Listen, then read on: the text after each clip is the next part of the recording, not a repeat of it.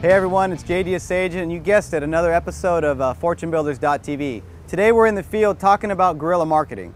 What is guerrilla marketing? It's something that gets your phone to ring to get a potential lead on the phone so that you can make money with it. So what do you do in your business, and what can you do in your business to generate more leads? Well, I'm standing in front of an example of one of the things that we do right now, and I'm going to break it down from you.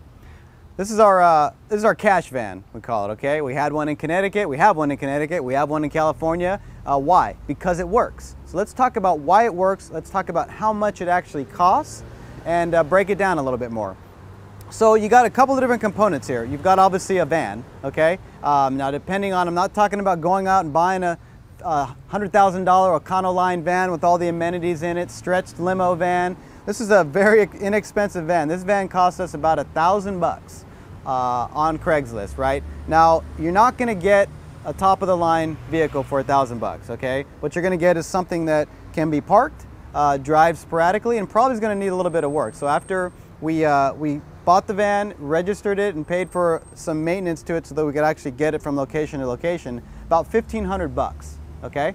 So for about $1,500, I say it's a safe way for you to budget $2,000 for this type of campaign to get the van, get it registered, depending on your registration in your state, and get it up and running, and probably oil change, service, maybe some tires, right? So actually that's what this costs, $2,000 for just the van.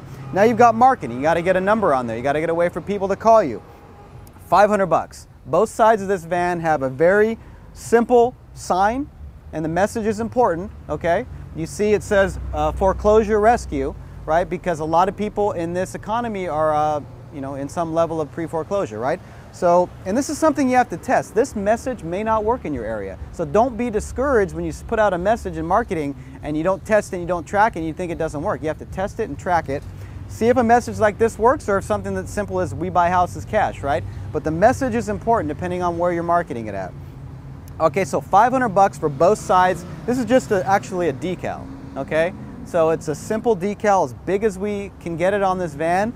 Simple message, simple number. Actually, this number is another lesson in and of itself that I'm going to be talking about more on a next episode that we do on FB.tv, and how we got this number. So you got the van, $2,000. You got the marketing, $500. Now let's talk about where you put it. Well, you can tell I'm not standing in a residential area. Dave will do a quick pan of where we're at and kind of give you an idea of the busyness of the street. So it's important that you understand that putting this on a residential street is not going to get you any calls. You have to put it someplace so that people are going to see it. Now, a couple of different ways you can look at that, okay? You've got the idea of parking it in one spot versus moving it from spot to spot. The idea of this campaign is that once you spend the $2,500, if you put it in a good spot, it actually will produce and can produce leads for you, and you're not spending money on it very often after that, okay? So there's a couple of things you can do. You can park it in one spot for a period of time. Now people, depending on where you put it, could have a problem with it. So the other idea is to look at paying for some parking, meaning that putting it on a busy corner. What's normally on the corner of a busy street? Gas stations. You got it. So think about putting it at a gas station, which is actually what we do with this van from time to time, and paying that business owner money. Okay, now a Chevron, Exxon, big gas station company, you're probably going to have a difficult time getting to someone that can make a decision. So my recommendation is go to that smaller gas station, the mom and pop type operation, where the person behind the counter may be the actual owner of that land and the owner of the business, to be able to make a decision. We pay between $100 and $150 per month when we park this at a local gas station or independently owned gas station. Okay, so they may want $200, you offer $100, and you settle in the middle at $150. So once you have that set up, you pay $100, let's call it $150 a month after you spent the initial money to get the van up and running, and you have a very affordable marketing campaign.